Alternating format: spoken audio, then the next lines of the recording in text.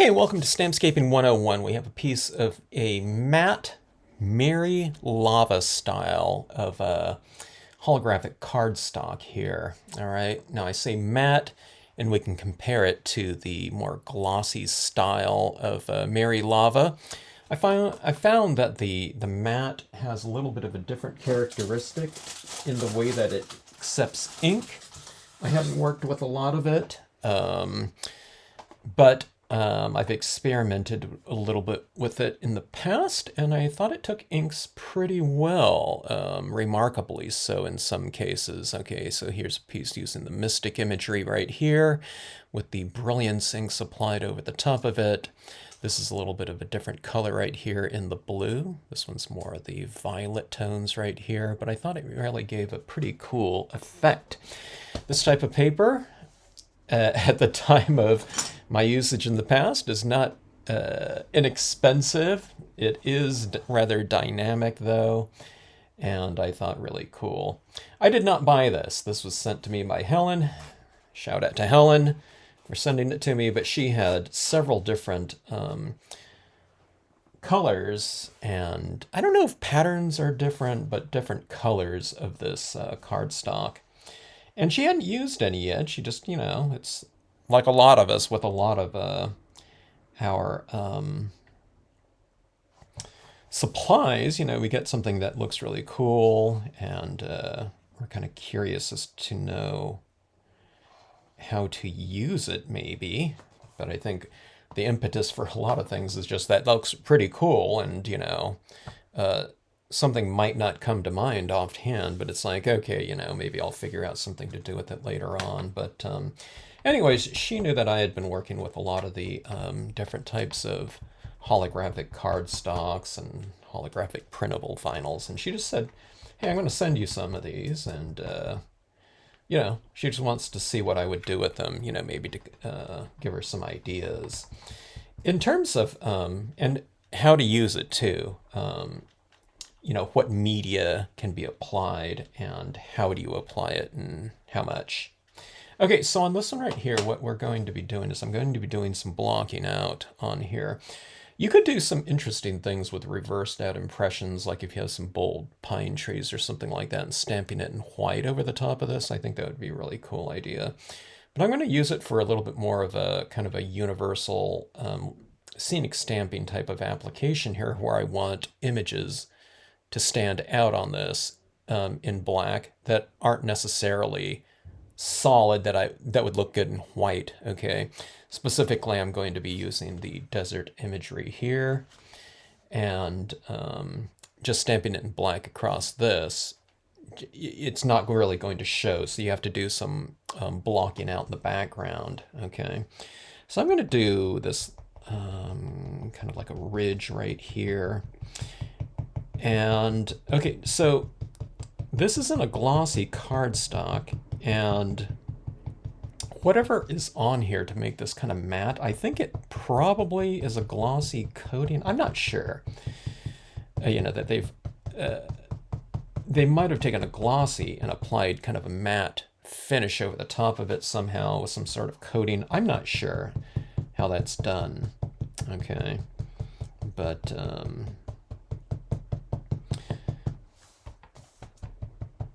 this matte I found in the past, I'm trying to remember because I've only done a few examples of this, but I thought the matte seemed to accept ink easier than the glossy, and it kind of makes sense that, matte is going to be a little bit more textured and not quite as sealed off with a really shiny, type of coating on here like that. Okay. But I don't know, the feel of it is a little bit different. I wouldn't say, it doesn't feel like I'm applying it over the top of like a printable vinyl where the ink dries instantly. As a matter of fact, if I ran my finger through there, it'd probably just wipe off. But this grabs the surface really nicely. I wouldn't say it's like in between a printable vinyl and a holographic glossy cardstock. But it's probably a little bit closer to the holographic cardstock, you know, which is going to be a pretty sealed surface. Okay. But I do like the feel of it, you know, because I have done a lot of holographic cardstocks before. And, you know, that can, as you start applying it sometimes, it's so sealed off on the holographic cardstocks, the glossy, that when you start tapping this down, it's, after you get a certain saturation, a certain buildup of your ink like this, you kind of start, if you tap too much or with too much pressure, it's almost like you're removing it. Okay, now this matte one, I feel that it's a lot more tolerant, so I'm able to apply more as needed. And I don't have to use quite as much kind of touch, you know, technique in applying it in order to make it adhere and build up. Okay, I want a build up of this tone on here. Okay, so that has been applied there. That's going to represent just this illuminated surface down here, a sandy slope like that in this case. And now what I'm going to do is I'm going to add a full moon in here. Keep in mind as this ink sits and dries, pigment inks, when you're doing light over dark like this, in this case white over dark blue, black, it will dry darker because it becomes more transparent as it dries. It's not transparent, but it just kind of moves in that direction. Okay, so just keep that in mind. I say that because you might kind of achieve kind of just what you want, and it's like after it dries, after you spray seal it, which by the way I'll be doing on this to get it to adhere. You might think, oh my gosh, you know, I thought that moon was so much lighter when I was doing it, in which case it might have been because it dried completely, it got a little bit darker, and then you spray seal it and it becomes a little bit more transparent, you know, so all of that kind of contributes to the overall finish on it. If it's not as light as you want it to be, the moon or this reflected light down here on the slope, then you just allow it to dry. You can spray seal it a little bit and then apply another layer over the top of it. So you're just kind of building it up more, and the more buildup you have, the more you move towards kind of in the direction of opacity. You can see that this is not opaque. I mean, you can see all the blue showing through there. Okay. Now I actually kind of like that. I don't know. I think it gives this area down here a little bit of a connection to the top, not, you know, without having it be just pure white like that. If you wanted it pure white like that, you could probably just cut out a piece of paper and paste it down like that and do something on the paper, you know, the cardstock like that. Okay, so what am I doing here? I'm going to add in a little bit of texturing up here. I know there's a full moon. You won't be able to see the stars, but in my world, you can see the stars in your scene right there, even under a full moon. It becomes kind of a nice textural element that gives a little bit more of a kind of dimension to this holographic area that's already kind of deep in terms of the illusion of space and dimension. I mean, that moon really looks like it's standing out against it. But what this splatter painting does is it kind of, I think it looks like there's stars that are closer and stars that are farther away when you do this. I happen to be doing this with a Dr. Martin's bleed proof white right here, which is a very opaque watercolor paint. Now, see some of those stars in there? See, some of the darker ones, meaning smaller ones in this case, look like they're farther back in the distance to me. So I think it just gives dimensions. So see this like northern light type of thing? It looks like those stars, to me, visually, are behind it. Although they're right on the surface, but to me, that's what gives that area. It kind of anchors it down into something more kind of relatable. Plus you get a new texture on here, and you also get some contrast, okay? Let me see if I can zoom in there a little bit, and you can see those stars in there. Like that. All right, so let's add in some imagery in here. I'm going to go with my snow texture, although this isn't going to represent snow in this case. I guess it could be, but I don't know. I guess you could. You know, there's snow out in the deserts too. It doesn't stick as long, you know, typically as somewhere else in a much colder environment, but you do get very cold weather in the deserts. Deserts don't necessarily just mean hot. It just means dry. You know, a certain amount of rainfall per year. Okay, so here's the other thing too. I just remembered. Almost forgot about it. I was going to add in some of the torn paper towel technique in here. Okay, I'm going to add them right over those flaky stars in there. And I'll do it with the torn paper towel technique like this. And that's so that when I stamp my cacti in here, we'll be able to see it against that dark blue sky. Okay, so in here. So the Dr. Martin said is dry. This area down here is still a little bit moist, so I need to be careful about that.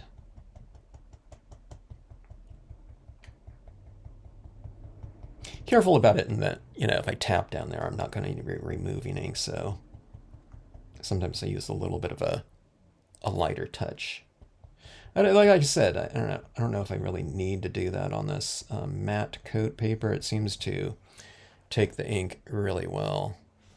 So I was just a little bit worried where I have this paper towel on here. Is it removing some ink? I don't think it is. Okay, so let's get some clouds in here. I'll have them in here with kind of a different value or intensity. So in other words, this one's a little bit lighter, this one's a little bit darker right here. Okay, now those don't look like clouds at all. But what I'll do is I'll just kind of add in here now freehand, and I go above the template, my paper towel cloud template, okay? So what I'm doing is I'm kind of tapping right around here where it's getting above it as well. And then I'll kind of creep it up there. As this gets drier on here, I have to kind of move it out into those areas. Again, I don't want just a big blob of it just sitting here like this and going in one spot. I'm kind of moving it. So I'm tapping like this. And then you're kind of moving a little bit above it like that. And that way you get kind of that nice transition right there. So here we go right here. Let's get a little bit more ink right here. Tapping, then moving, stopping, and tapping for a while. Over here, tapping for a while, kind of out in this region right here. And that way I get that transition again. I don't want it just like a solid, I don't know, blob, for lack of a better word, cloud, or edge of cloud, I guess specifically.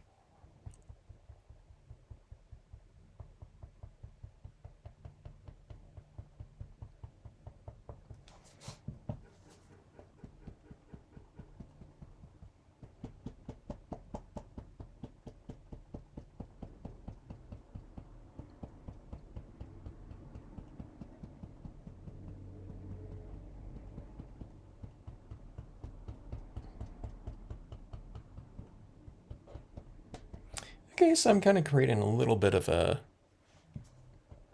kind of transition area between the slope and my clouds up here. See, I don't want to, I want some of those clouds to be, that texturing to be showing through the clouds too a little bit.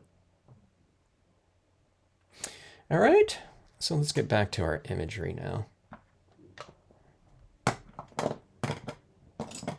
And remember, again, that was the Brilliance ink that was being used there.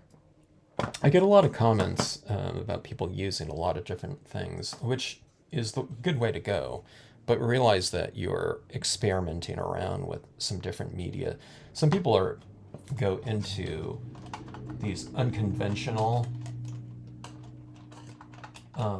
surfaces to stamp on, okay, and they'll just use, I don't know, a dye-based black ink or something like that. And they'll wonder, why isn't this applying on there? Why isn't it drying, okay? And it's because you need, specialized media for specialized surfaces oftentimes. And specifically, it's ones that will either dry on here or dry and adhere. Okay, so if it dries and it doesn't adhere, then you can always spray seal it. But you just have to add in that extra step, and that's what I'll be doing on this one. Okay, so just kind of defining the slope with this little snow texture here.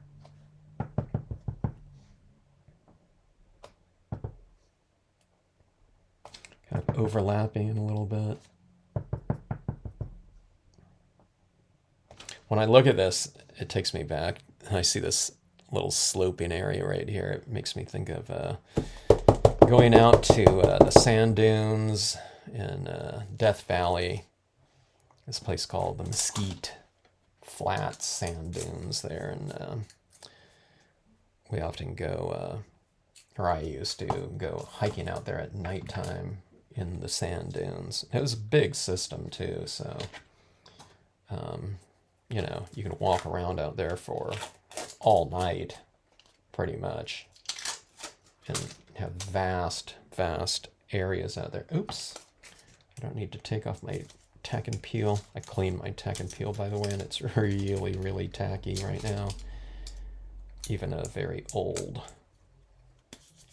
application of it like it is in here. And it's pretty clean too. I used some soap with a scouring sponge on there and it really got clean. Okay, so let's try a Joshua tree right here.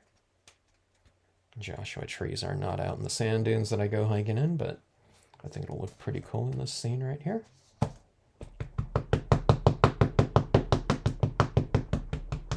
And I'm using my Brilliance Black. You might be able to use a StazOn, I'm not sure. You want to use a pretty juicy application of this. I don't want to stamp this out here and in this kind of damp, still white ink and black texturing right there. I don't want to stamp like a little bit of a wet or a dry image and have it remove the ink that's already down there, which is, something that could potentially happen here. So I'm going with a pretty, damp application of black Brilliance ink. So it's Brilliance Black over Brilliance White. Yeah, that works really well. The StazOn too, you got to be careful about that. That's a different type of ink. And you're going to be stamping it over the top of pigment ink that's a little bit wet if you just do it right off the bat. You might have to spray seal a little bit with spray fix or something like that and then stamp StazOn over it. I'm not quite sure. But this combination of Brilliance over Brilliance has worked for me really well in the past, so I'm not really worried about it. See, like that? It gave me a pretty good impression. There's a little bit of, I don't know what you call it, fisheye or something like that in those areas where it's not really fisheye, but as you stamp it down, there's a little bit of a puddle of ink that's wet in here, and it didn't dry. Okay, this is still very wet, so that when you lift off, sometimes in the center of these kind of more solid areas, you'll see an area where it didn't apply because it came off like a vacuum. But those types of things don't really bother me on something like this. Now, if it was really light, I can just take a Q-tip and I can hit those little areas in there. To me, it just looks like extra texture, so again, I'm not really concerned about that.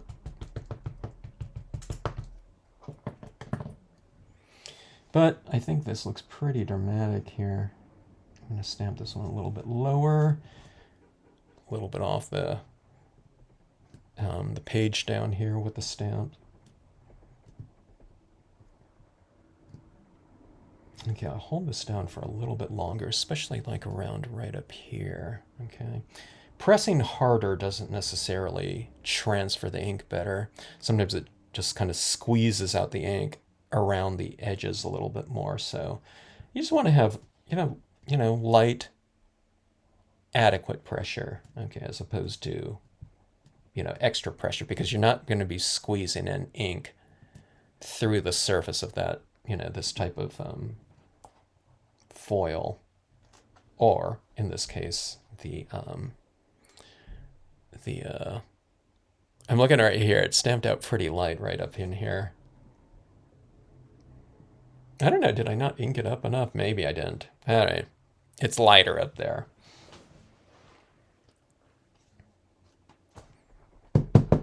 Yeah, maybe I didn't ink it up enough. I don't know. Or maybe I didn't hold it down long enough.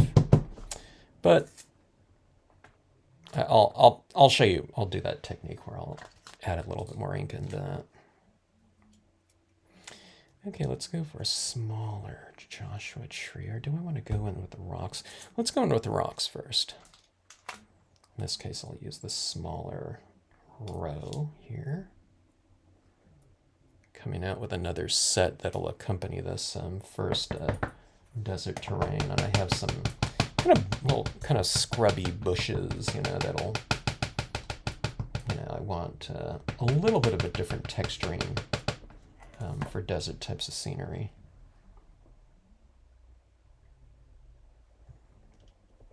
Okay.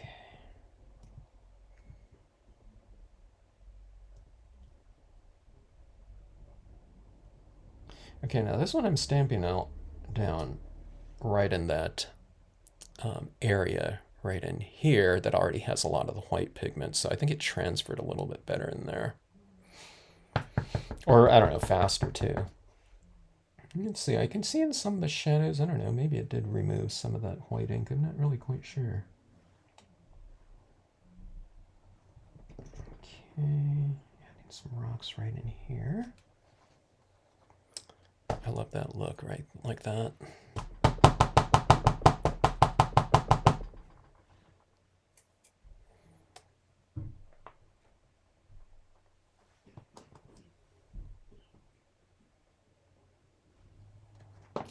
I was going to use this large lady writer, but I think that smaller one, I really want her in there.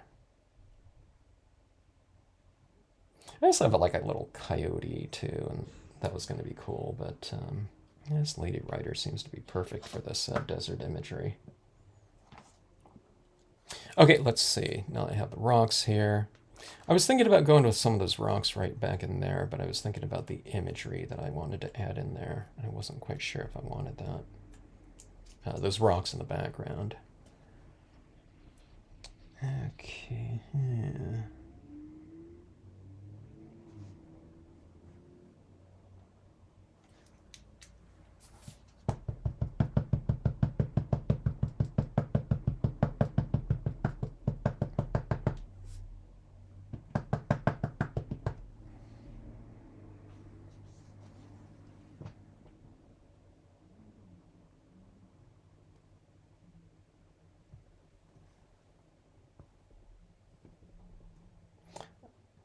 I'm not sure. I think I have this Joshua tree going up into that moon a little bit, which I want to, just to create a little bit of an imagery going across that, fully round, circle, orb.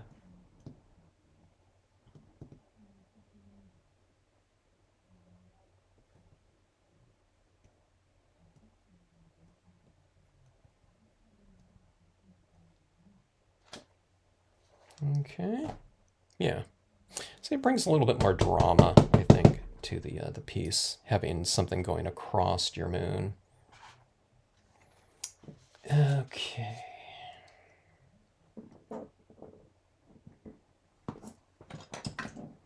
All right, now we need some additional texturing in here. I'm going to go with my tiny rock small. Add a little bit of shadow work maybe too, kind of at the base of the tree. And that just kind of adds in a little bit of extra, kind of visual interest, you know. You get this different textural form again. And adding this in probably it kind of removes kind of more of that notion of this potentially being like snow or something like that. I guess it still could be, but it would be a very shallow one. Okay, I'm going to anchor down this rock a little bit by tapping a few of these down here, just where it becomes kind of more of a textured tone than anything.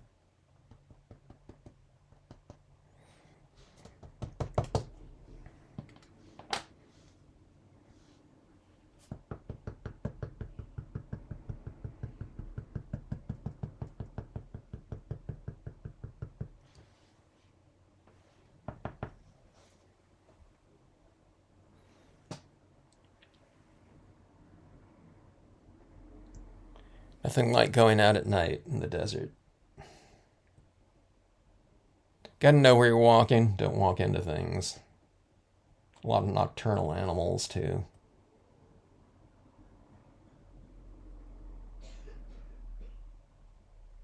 Okay, now on this one, I really want that image to stamp out nice and dark and solid, okay? So I'm holding this down a little bit longer, okay?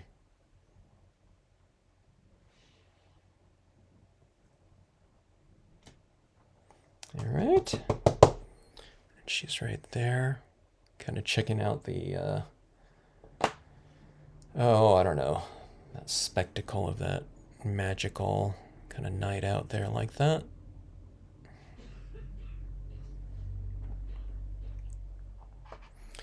Let's see. Let's add on some smaller imagery as well, more distant. Joshua Tree.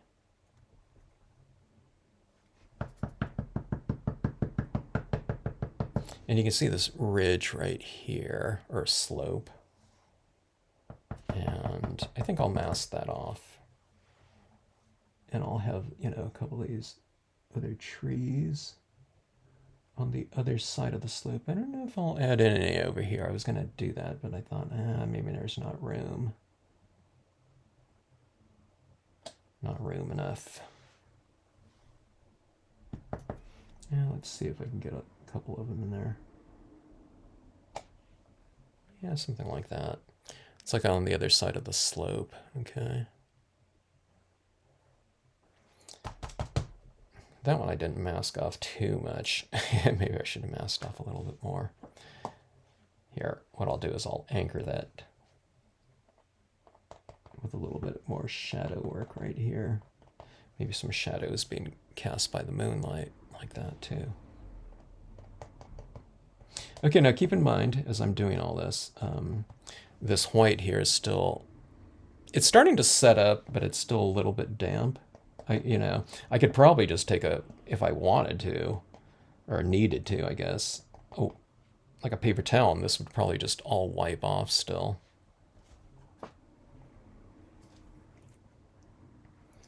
Okay, let's see about that Joshua Tree there.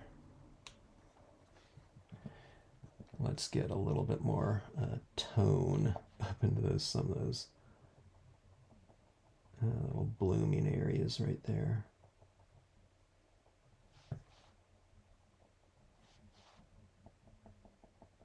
So you can just go in and fill in that empty area. I'm not going to do it too much. Let's just do it in some of the more solid areas, which are, in this case, at the top of the tree.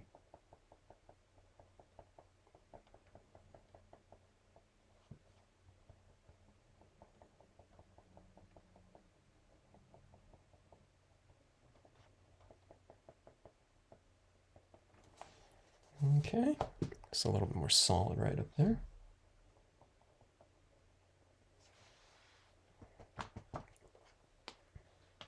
Now, if this was printable vinyl sticker paper, I can go in here and color some of this in, which I might be able to do if I spray seal this a little bit with a spray fix, and then come into there with some colored pencil or something like that. I'm not going to do that here though.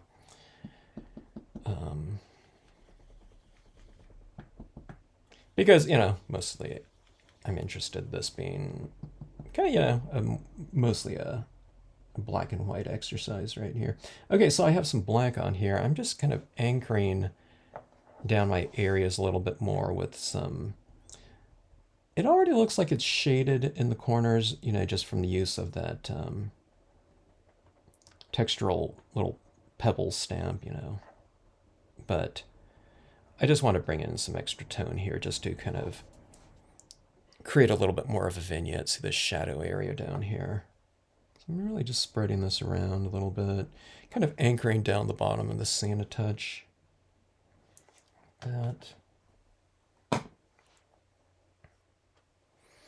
All right, so there we go. Kind of a desert, mystical, kind of night sky like that. So pretty cool with the Mirri Lava like that. Look at that there. And you get these different Joshua trees kind of, you know, creating a little bit of a, you know, separation between front and back and framing off the Mirri Lava. So you see the Mirri Lava, I mean, I'm only utilizing like 50% of it. Now I have the clouds up here, but you can see that kind of that effect kind of you know, shining through a little bit. I guess there is some pretty decent blocking out in here, but you can see where this pattern right here, can you see it? In that, in this case, represents sand. You know, you can still see it in there a little bit, which I tend to think would happen, you know, anytime you get kind of the lighting of the sky reflecting on any type of surface down here. It's going to reflect, you know, some of those tones that are being cast upon it, you know, in real life. So anyways, it just harmonizes a little bit more than if we just did like a cutout of white down here or something like that, which might look cool too. But we wouldn't be able to really stamp these images right over the front of it, though, because there'd be a little bit of a ridge right there if we just put a piece of, you know, again, piece of white paper down here and did that type of thing, you know, where an image spans most of it, except for these rocks down here. And they go through both areas in there. You know, while I have this little Q-tip out, I might as well. I'm going to fill in some of these little areas on this other tree, too, while I'm at it.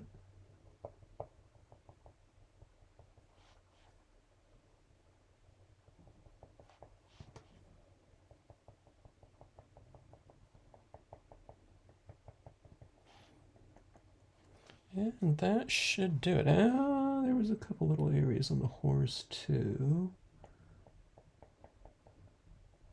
Anything kind of solid is kind of prone to that type of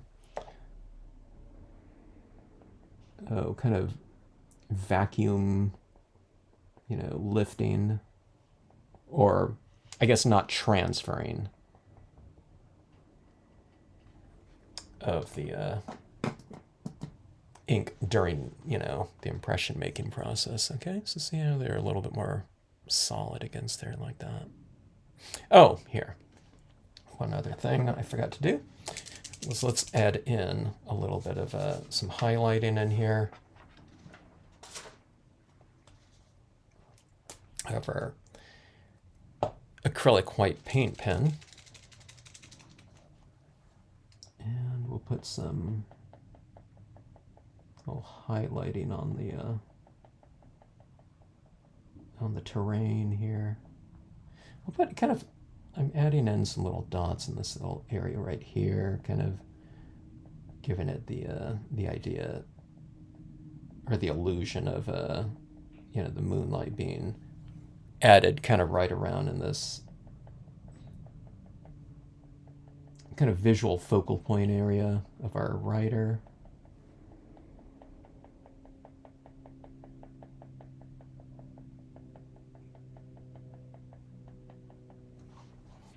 I feel like that. See, it's kind of a little sparkly.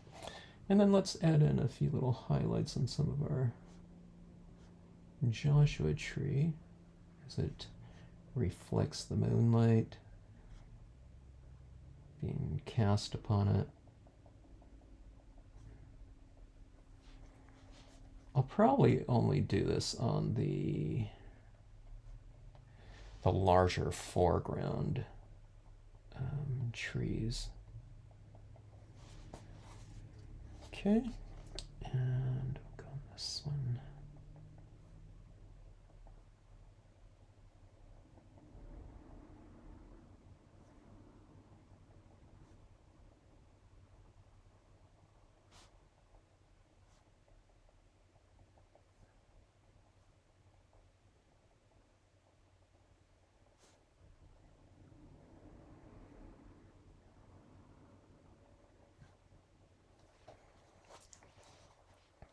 And how about on some of these rocks down here?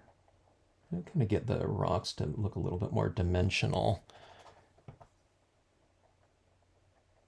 As I'm doing this on, you can see I'm kind of scribbling out some of that black ink that ends up in the tip of my pen here. Just kind of scribble it out. Okay, I got to be careful about where I touch on here again.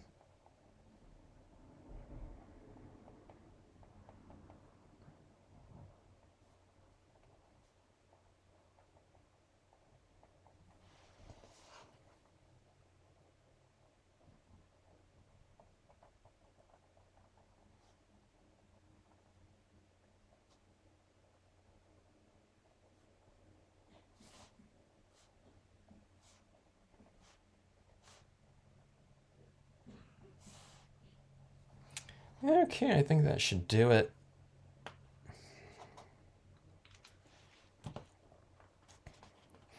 We'll get this mounted up and matted. Oops. Sorry about that.